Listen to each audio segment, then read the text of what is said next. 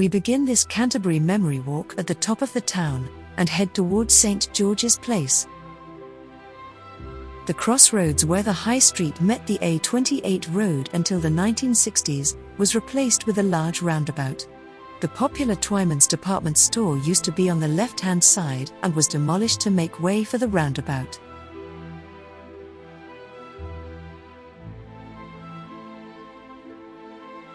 The current Odeon Cinema was previously known as the ABC, and then the Regal. Saturday morning pictures was very popular with local children. We continue along St. George's Place, heading for New Dover Road. In the distance is the site of the former Caffin's showroom.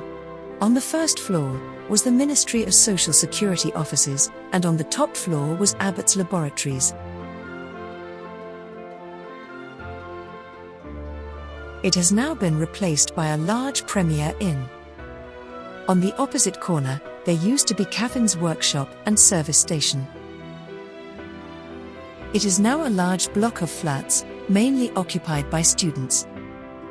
Telephone House was built in 1939 and was the headquarters for the Canterbury telephone area.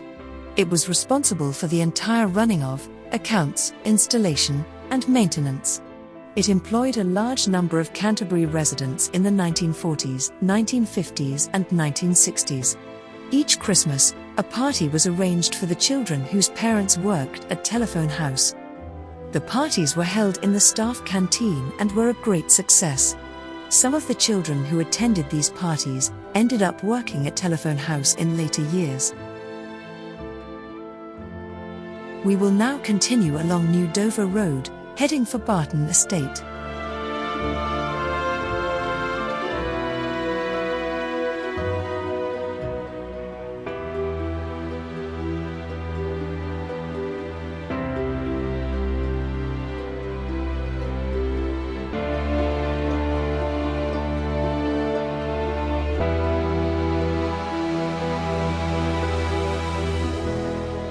Prefabs were temporary homes built in a factory at the close of the Second World War. They were built to rehouse those who had lost their homes during the Blitz, or servicemen coming back from the war and their young families. More than 156,000 were erected all over the country in 1946 and 1947. This is the Churchill Road Prefab Estate.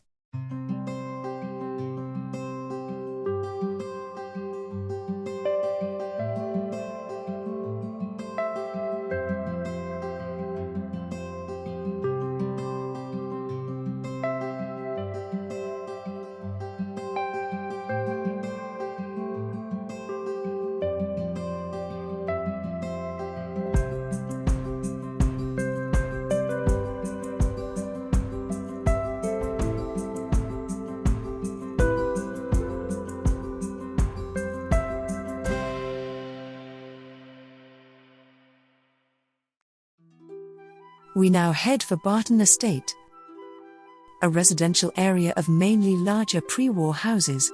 It has a local post office and convenience store as well as a small church.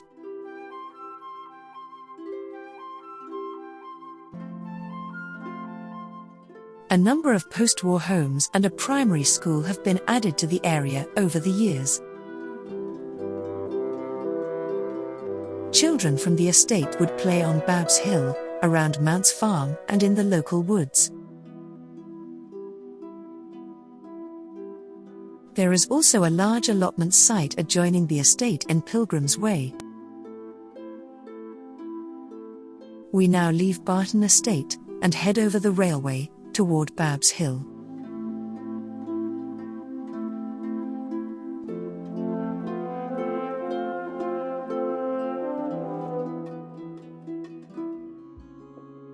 King George V's Memorial Field is known locally as Babs Hill. It was bequeathed to the people of Canterbury in the 1930s. In the summer, Babs Hill is a place for picnics, kite flying, laying in the long grass, and watching the numerous butterflies flit around the wildflowers. However, the winter on Babs Hill sees a very different face.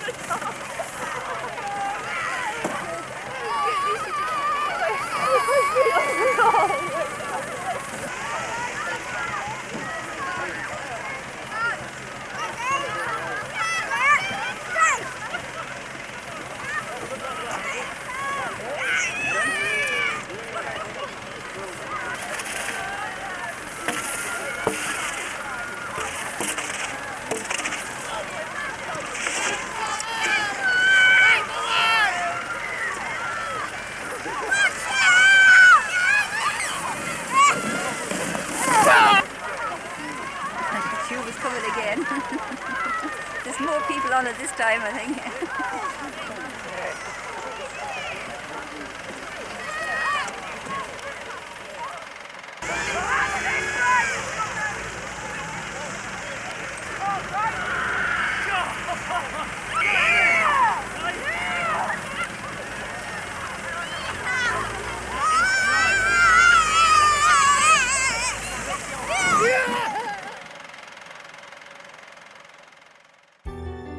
In the 1950s, Spring Lane was just single track with no paths, and quite rural.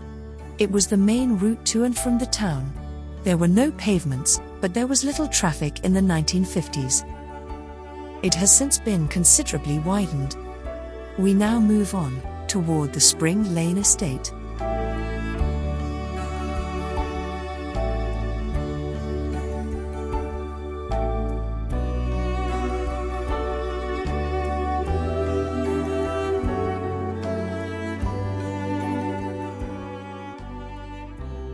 Number 7 Spring Lane was the childhood and teen home of Tessa Clements, with her parents, Ronald and Phyllis, and siblings, Sandra, Roy, and Philip.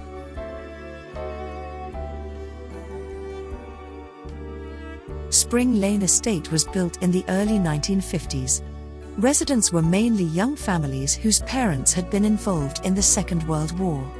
Like all of the Canterbury estates, most of the children who grew up on the Spring Lane estate were of a similar age, and many friendships were made through childhood and teenage years.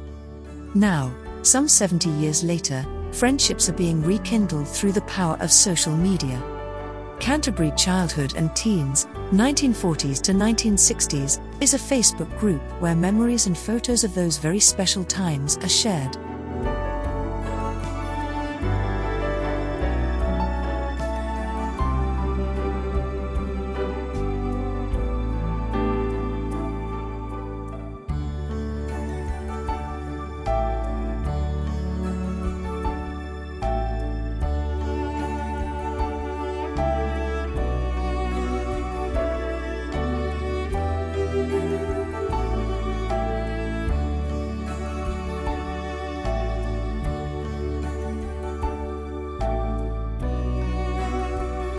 Some of the first houses to be built on Spring Lane Estate were in Cumberland Avenue. Numbers 1, 3, 5, and 7 were the first to be occupied.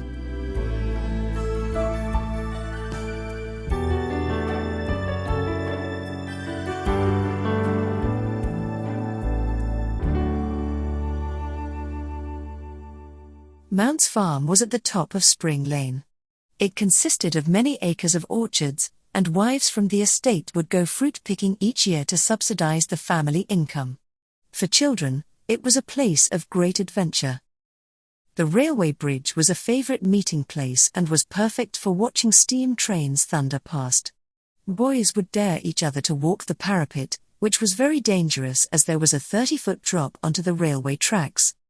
There was a goldfish pond and children would often walk to it with bread to feed the fish.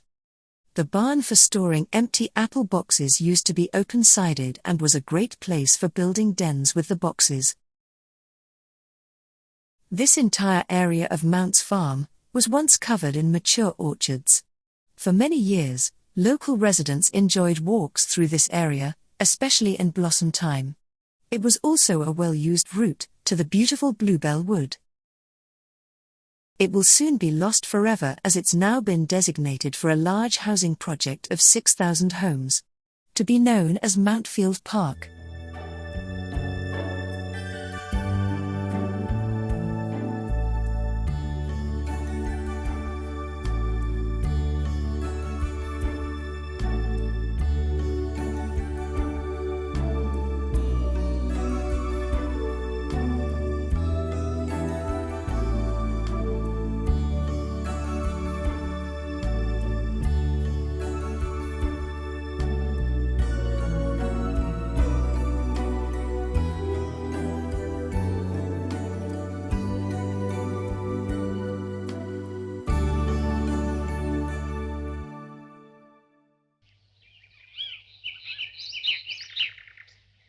Bluebell Wood is a magical place and has changed little over the past 70 years or more. It has a number of mature trees and a superb display of bluebells every spring. The wood is a popular destination for local residents where they have family picnics and the children enjoy playing hide and seek. There are signs of foxes, badgers and rabbits in the wood. Birdsong is all around.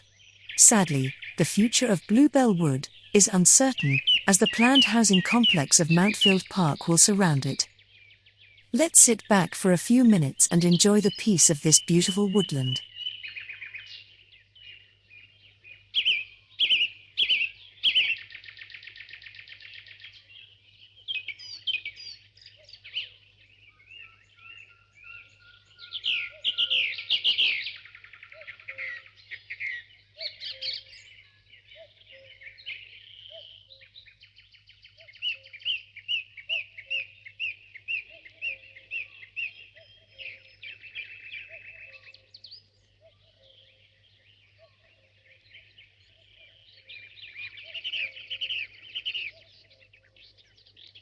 Chestnut Wood is also on Mounts Farm and is situated alongside Beaksbourne Lane. Consisting mainly of sweet chestnut trees, hence its name, local residents made a beeline for it in the autumn to gather chestnuts for roasting by the fire.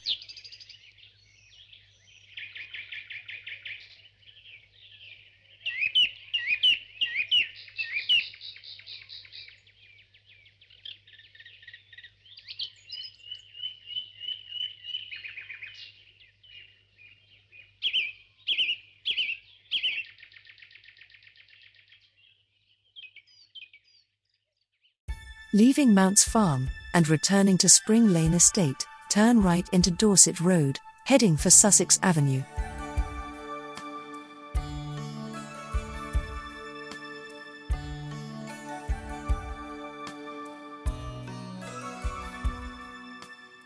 Mervyn Harding spent his childhood in Rutland Close. He is pictured here with his mum Beryl on the right and Aunt Marion on the left.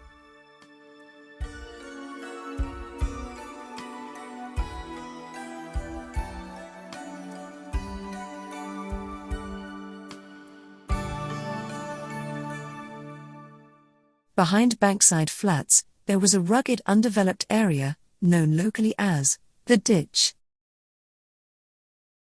The Ditch was a favourite play area for children on the estate in the 1950s and 1960s. It was a small valley with a stream running through it. At the far end, there was a dam that in the past held water back to make an ornamental lake for Stonehouse. A line of mature trees lined one side of the valley, making ideal places for climbing and rope swings. At the dam, the water tumbled down from a sluice and it was known locally as the waterfall. This was a popular meeting place for the children on the estate. Sadly, it has since been filled in, the stream culverted and a modern, children's playground has been built on top.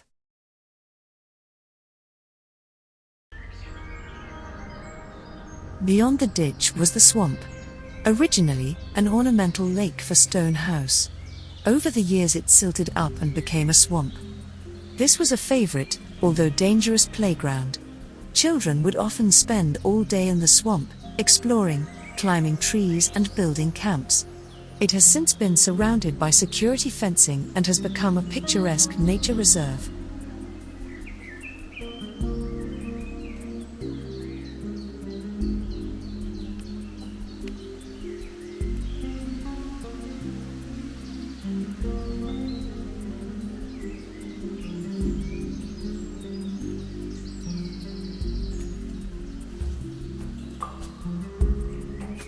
Children would use their bare hands to catch aquatic insects in this stream, and make dams with this black smelly mud. Surprisingly, none of them ended up seriously ill. The biggest danger was not knowing how deep the swamp was. Even the silted up areas were not safe, as a stick could easily be pushed many feet down. Children always seemed to be aware of the danger, and were very careful where they walked.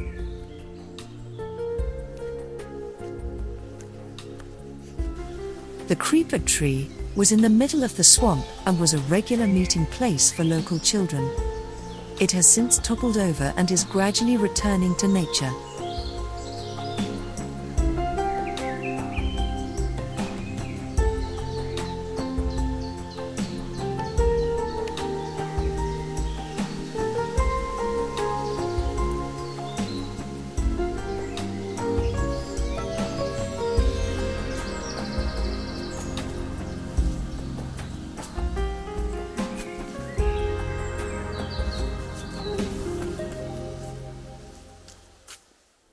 We leave the swamp and return to Sussex Avenue and the estate shops. In the 1950s and 1960s, from left to right, there was a wool shop, a newsagent, a greengrocer, and a grocer's shop. Together, they supplied most of the estate's daily needs.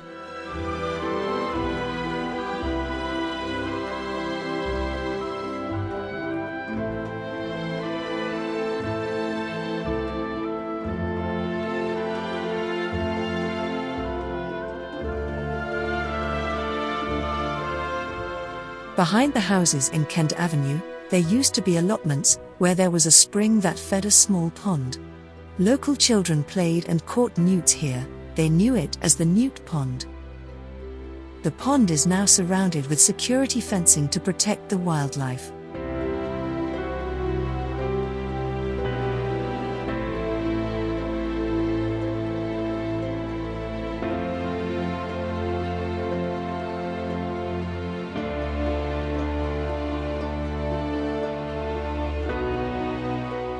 The houses at the top of Spring Lane Estate and in Littlebourne Road are mainly pre-war, with some being damaged during the Second World War. The houses in Littlebourne Road face the site of the former Howe Barracks.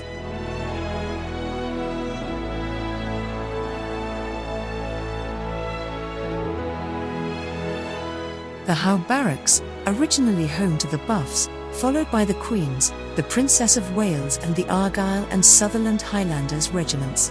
The barracks finally closed in 2015 and is being replaced by a large housing estate.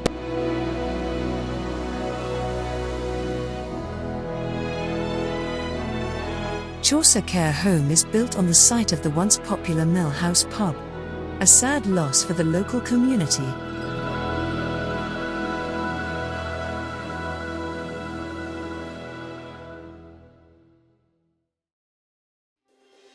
Querns Road is a small pre-war estate at the top of St. Martin's Hill. A number of these houses were lost in the Blitz, but were rebuilt soon after the war. Querns Road children would play on Babs Hill and in the Old Park. The Old Park was an army training area. When the red flag wasn't flying, it was a great place for the children of Querns Road to explore.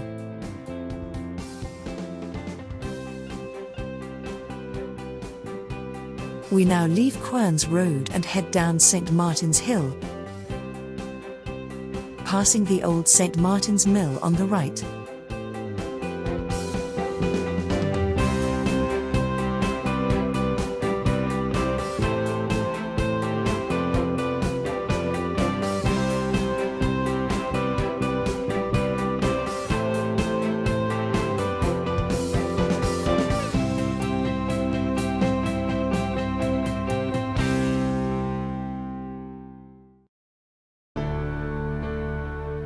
St. Martin's is, along with Canterbury Cathedral and St. Augustine's Abbey, part of a World Heritage Site. It is recognised as the oldest church building in Britain still in use as a church. In St. Martin's churchyard is the grave of Mary Tortle. Mary Tortle was a Canterbury resident and was the creator of children's favourite, Rupert Bear. She died on the 15th of March 1948, aged 74, at the Kent and Canterbury Hospital and is buried here with her husband Herbert. A short detour past the church ends up at the Conduit House. Conduit House was part of the monastic waterworks that supplied nearby St. Augustine's Abbey. Built in the mid-12th century, it was supplied by water from springs on the Old Park. It once housed an octagonal tank from which water flowed to the Abbey, via a lead pipe. We return to North Holmes Road, and head for the St. Gregory's area. A number of pre-war residential roads branch off from North Holmes Road. We also pass Canterbury Christchurch University. In the 1950s and 1960s, children from the area had access to play on the Old Park or by the River Stour. In their teens, they had close access to the city centre and the Prince of Wales Youth Club. After passing St. Gregory's Church, we enter Havelock Street. Halfway along is the New Inn, which has traded under that name since 1861. At the end of the street we join Broad Street. Here we find Payne Smith Primary School, a school that was very much loved by its pupils. We continue, passing Lady Wooton's Green and the gateway to St. Augustine's Abbey.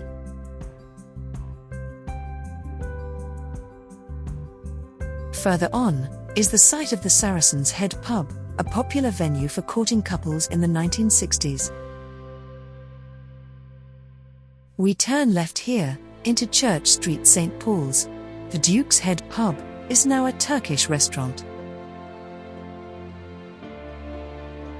St. Paul's Church is a sister church to St. Martin's. Behind the church is the site of St. Paul's Primary School, which discontinued as a school and was demolished in the late 1950s. Many of the pupils were relocated to Payne Smith School in Broad Street.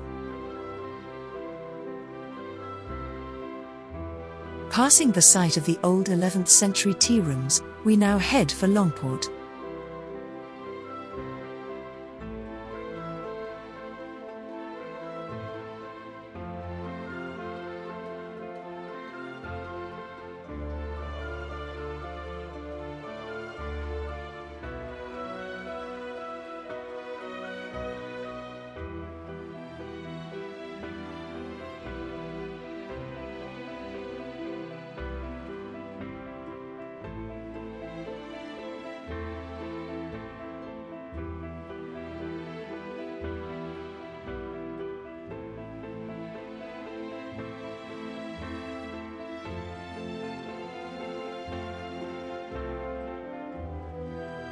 After taking the 11+ exam, pupils with the required results would go to technical colleges, like this one in Longport. Behind the site of the college are the ruins of St. Augustine's Abbey. We continue along Longport, where we pass the old Sessions House and Canterbury Prison. The prison was once home to the notorious Cray twins. Sessions House and the prison are both now owned by Christchurch University. We cross over and head back down the other side of Longport, passing the site of the Princess Charlotte pub and the John Smith almshouses. The Technical School for Girls was formed before World War II. It moved to Barton Court in 1945. The large pond in the grounds was at one time the fish farm for St. Augustine's Abbey.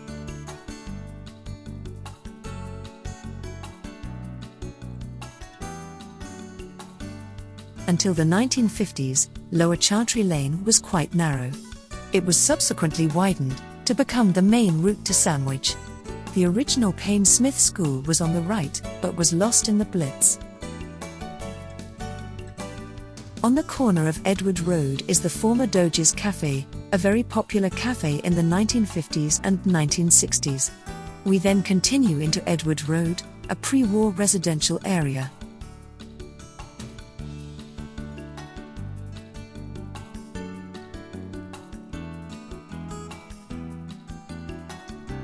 Roe Brocklebank, née Cook, spent her childhood at number 24. She is pictured here with her parents, Doris and Bay, her brother Christopher, and other family members.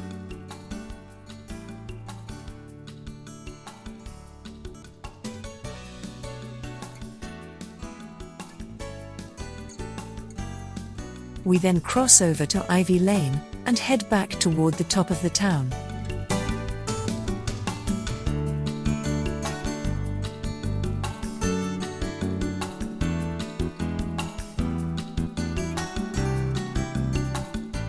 Back to the top of the town, and Journey's End. This was a popular meeting place for teenagers in the 1950s and 1960s, before heading off to the Fanfare, the Black Poodle, the Cherry Pie, Arcaris, record shops, fashion shops and Saturday night dances. Affectionately remembered by teenagers of the 1950s and 1960s as the very best of times.